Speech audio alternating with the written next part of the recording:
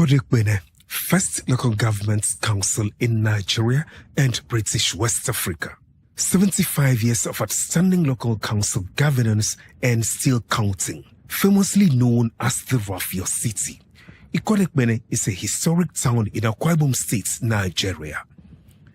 It lies in the northwestern parts of Akwa Ibom State, sharing direct road links to Abia State, Aba and Umuahia, Uyo, the state's capital, and borders with Isinodom and Obodokara local government areas. The word Ikot translates to place, home, or forest, while Ekpene means fortified, protected, or strong. Together it means fortified, protected, or strong place, reflecting its history as a secure settlement and refuge. Ikot Ekpene has 2 clans and 47 villages, and it is believed to have originated from a small settlement of some families in the village who grouped together for defense and trade, and gradually expanding into a major regional hub. Ikot Ekpene 47 villages in 22 urban, 25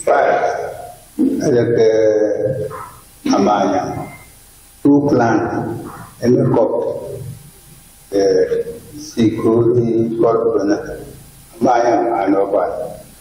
Ikot Ekpene got important effectively by 1903-04 because the British, when they left Calabar, the next stopover in their expedition inland was Ikot Ekpene, and at where they call the name the place control post. At the control post there, they set up the British military cantonment, and at that place they offered visa to any person or group of people who were going beyond Ikot Ekpene. By that time, you had 3 county councils: Otoro County Council, Central County Council, and Urban County Council. And Otoro, most of what is Ikot Ekpene local government as of today was part of Otoro County Council. We had only 8 villages that was Urban County Council. And so a lot of the workforce start from here up to Nsiak, up to then secondary school treatment, up to the Polytechnic, the river. That was why they called that school Otoro TTC, Otoro Teacher Training College. So the whole of this urban, except 8 villages, there was Urban County Council, we were all under Otoro. So basically we had Otoro County Council and Central County Council. Ikot Ekpene, as we know, started developing into hinterlands as people move from one place to another. At that time, during the creation in the colonial days of colonial administration, Ikot Ekpene became a seat of government and comprised at that time what is presently Ikot Ekpene, Isinodom, and Obodokara. I've known a lot of Ikot Ekpene as a local government. Born here, grew up here, school here, married here. I know Ikot Ekpene. It has been a place we live sound and happy. We were quite happy as a local government with all the things around us. We are born to inherit the raffia products of Ikot Ekpene. We are born to mix up as a local government, the young and the old, we had different cultures. Ikot Ekpene serves as the cultural and political capital of the Anang people. It is renowned for its heritage and holds the distinction of hosting the first local government council in Nigeria and British West Africa. Long before formal European contact, the town grew into a vibrant trade crossroads, linking coastal areas with interior communities. It became famous for rich agricultural yields like yams and cassava, alongside world-class palm kernel production. This trend has continued over the years, and inhabitants of the area have taken advantage of the abundant land for agriculture, hard work, and resourcefulness to boost food production, agro and allied materials, and in turn creates wealth and generates employment. God really placed us at that point, because it coordinates so many local government and states. You could, go to Ikono, go to Igi, go to Oborokara, Isiemidim, which we were part and parcel first, and then Abia State is right there, Omoya is right there, Aruchuku is there, So for me, and from the history that we learned, all of these people were all together. Coming in from Calabar, within that period, you get into Japan area, so you see the interaction of people, seamless, the trade is actually happening in Ikot Ekpene. It's a nucleus, and we've been identified with raffia. But what Ikot Ekpene used to be in those days was a commercial center.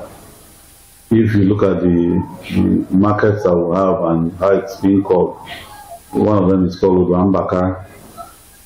Most of the important things this way of the world was in Ikot Ekpene. So there had the shops like Lenard's, Clark's, the UAC, and all those foreign companies were based here. And we had a lot of British presence in Ikot Ekpene. And that had also transferred that idea of commerce that the British came to set up here to our people. Now, most of the things that were done, like the palm kernel business, the factories that were here, were set up by the British. In Ikot Ekpene, we are always very truthful people. We tell you exactly how it is and what it is. We don't know how to pretend.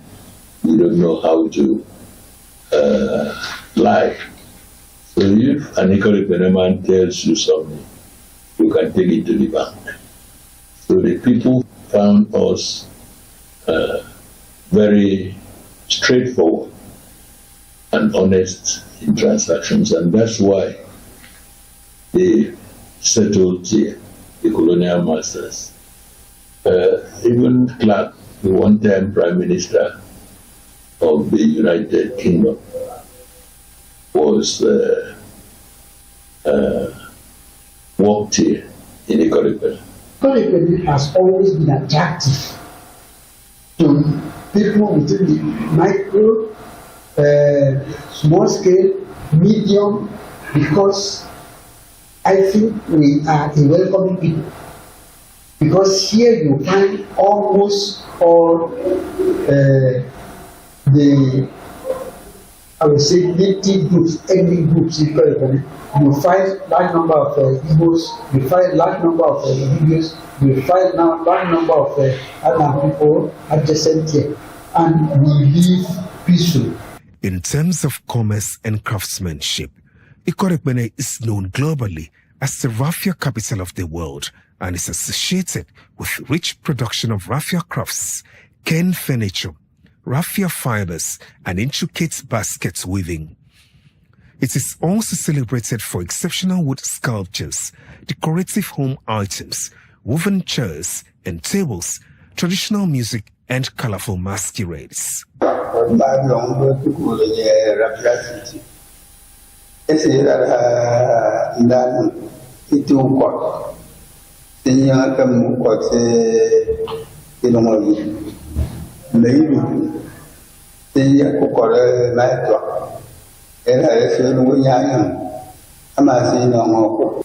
We have the raffia, using raffia from palm,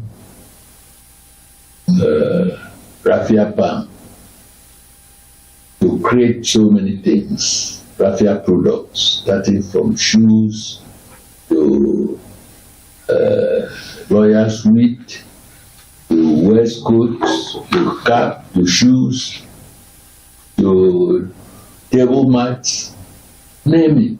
Where we have the shops that at Ikot Road, one small hidden place that they were, because of trying to reactivate this heritage of ours, we're building what we call the Raffia Mall, where we have the old motor park, and we also want to expose them to make sure that they know that this business can thrive with the information that they have.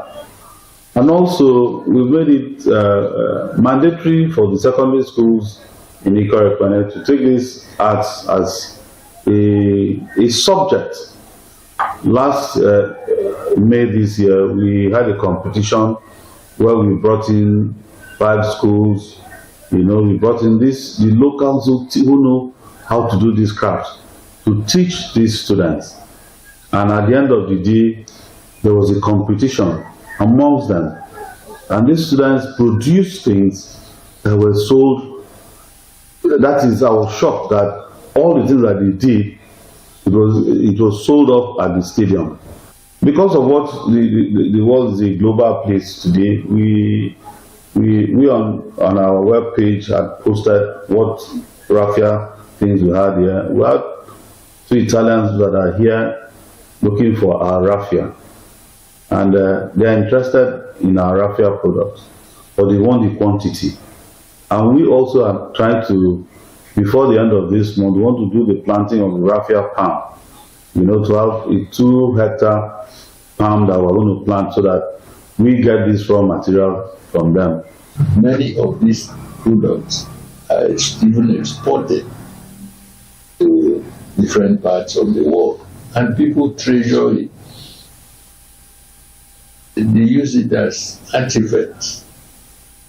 So when you travel abroad and go to somewhere, you see our product there. Ikot Ekpene holds a holistic status as the pioneer and first experimental local government area in Nigeria and British West Africa. In 1951, the colonial government chose Ikot Ekpene as a model site for modern grassroots democratic governance. This was successfully achieved after an election was conducted under the watch of the then district officer D.O. Colonel E.C. Alderton, marking the first time a proper democratic election was held into a local government council in Nigeria. Late Chief Robert Udoeka Umoyang, member of the British Empire MBE, won the election and subsequently elected as the first indigenous chairman and council boss. To achieve maximum proficiency, the Pioneer Council combined various distinct units, setting a precedent replicated across other colonial territories. We were the first experimental local government in West Africa. We were the first. And it was a seat, apart from being a commercial hub, it was a seat of administration. It was a seat of administration. Every administration was being tried out there to see how it's going to work. And because it worked, I came to realize from my father, Smith, Sir Smith, and all of that. There are so many people, within those period, because Ikot Ekpene has really turned out a lot of men that have gone out there to live. The first indigenous chairman Chief Robert Odokaboya, MBE, member of the British Empire, as the first chairman. And so we have that proud history that anywhere we go, anytime, anything we do, even though maybe development-wise. Christian religion is a major religion in Ikot Ekpene, practiced by a good percentage of the population.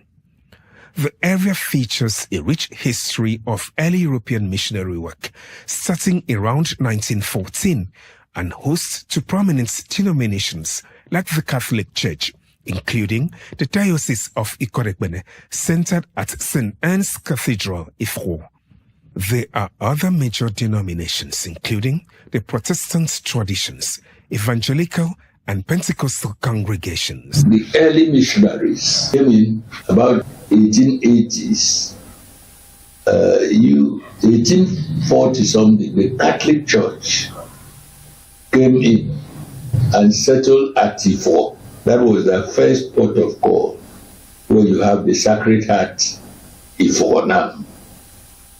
And then the Methodist Church also came in the late 1880s and established the Grooves Methodist Church.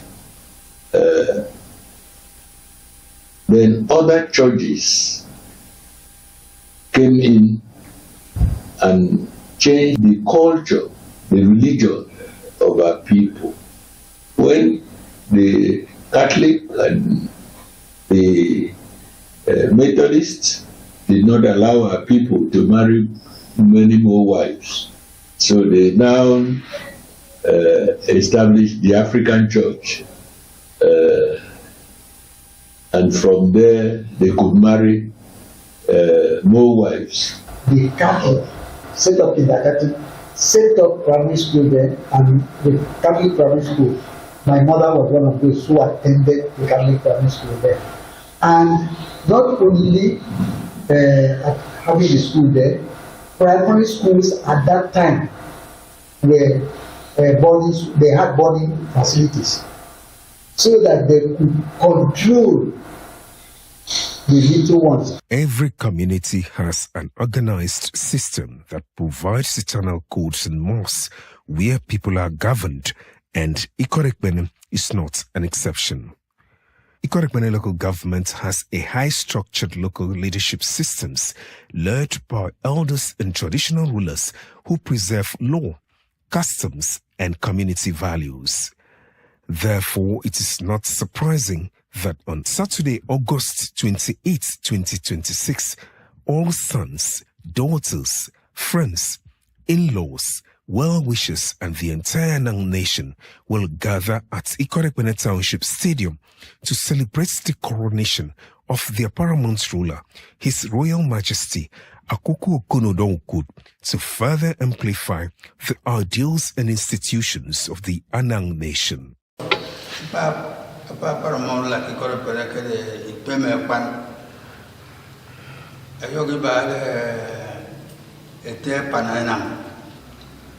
Cosmos upon Edita Ayogina Tepe Owurikati Korupon Ayogitin Edesia Ayogiti again Elekonuroku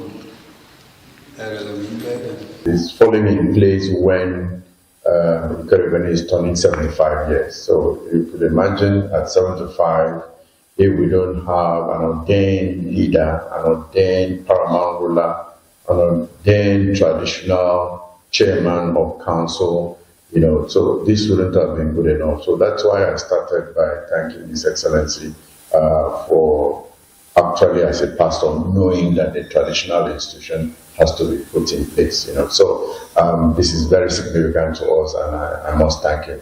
Similarly, Festival of Arts and Culture are celebrated periodically to safeguard Anang history, world view, language, and indigenous practices from extinction. Indigenous communication relies on proverbs, folklore, songs, and poetic speech performance. The tree does not stand alone to become a forest. You need people.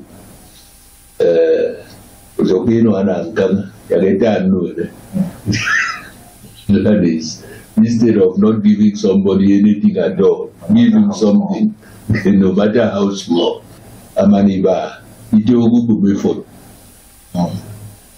That is, delivery of a twin does not depend on the size of the buttocks. When a woman comes out of the fattening room, it's fat, and the dance steps will bring out Mbopo dance. You have the one we call Mbopo, the small girls that comes after that. Mbopo dance is there.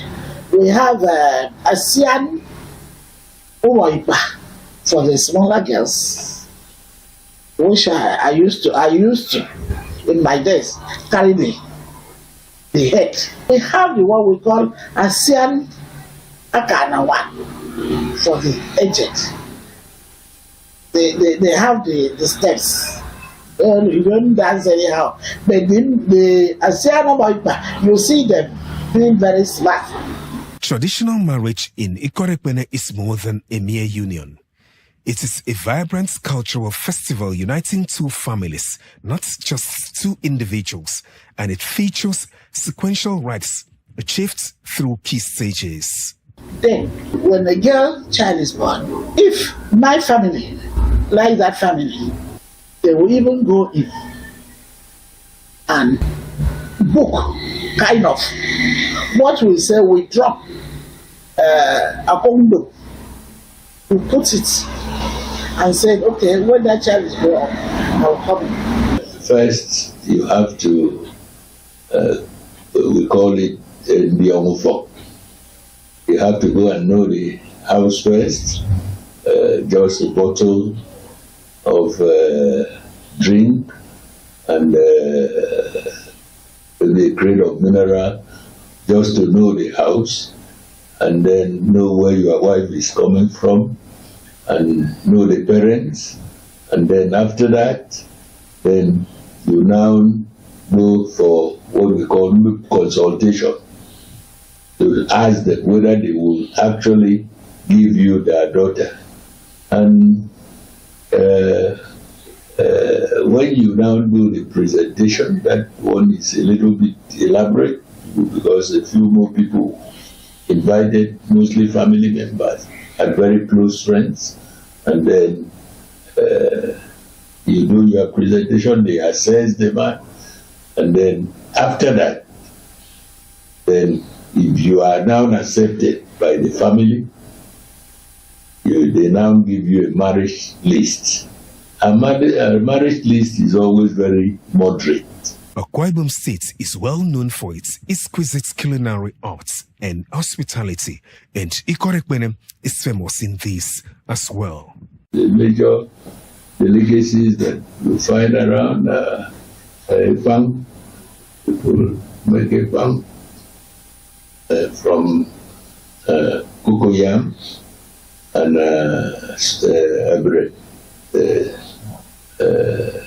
water yam. They also make food like fufu, gari, pounded yam, different types of soup, afang, atama, etido, udasi. There is what we call a were. A were is made from ukana or from pumpkin seeds. You ferment it for days and in a bottle so that maggots do not enter. It's properly sealed and then fermented for weeks. By the time you open it, there will be some aroma that when you are cooking soup or anything, you pour it inside. It gives you that aroma. The city presents warmth, peace and happiness to all, including non-indigenous. Sunny Ogun, Hausa Lane, and Igbo Hall Woods are testimonies of the soothing and accommodating nature of Ikot Ekpene people. Rafia City features prominent landmarks, including the vibrant Rafia International Market, 4-point Sheraton Hotel, Urato, Main Market, also known as Urambakara, established in 1937 by Europeans for those who sold only European goods. Dual carriage roads, Ikot Ekpene Plaza, Crafts Market, the Ikot Ekpene Township Stadium, and the famous Alderton Road, named after Colonel E.C. Alderton, the colonial officer who handed over to the first indigenous local government's council chairman, late Chief Robert Umoya. Ikot Ekpene hosts key private and public tertiary, professional, secondary and primary institutions including Akwa Ibom State Polytechnic, Ikorosurwa, Richmond University, Akwa Ibom State College of Nursing Sciences, ecclesiastical-based institution like St. Joseph Major Seminary, Ikorosurwa, the historic Federal Government College, Foundation College of Technology, Richmond College, Tap Faith Legacy College, Holy Child Secondary School, among others. Ikot Ekpene is a quintessential city of numerous firsts. Site of the first experimental local government authority in Nigeria and British West Africa. Home of late Chief Robert Udoeka Umoyan, MBE, first indigenous local government council chairman in Nigeria and British West Africa. Hosts of the region's first democratic election into council leadership in 1951. Birthplace of Ibibio Welfare Union. First city in this part to have a general hospital. Early commercial and urban hub, eventually becoming an independent administrative district and urban council. First place to have full musical orchestra play in the church, among others. My uncle, the king, the Holy King, the Peter Bassi, invited me to his church, and I went there with the guys. It was a church function, a convention. We handled the instrument. We hired instrument and hired the instrument, and it was so pleasing, very, very melodious. So the man decided with me and those boys on agreement to bring in music into his ministry.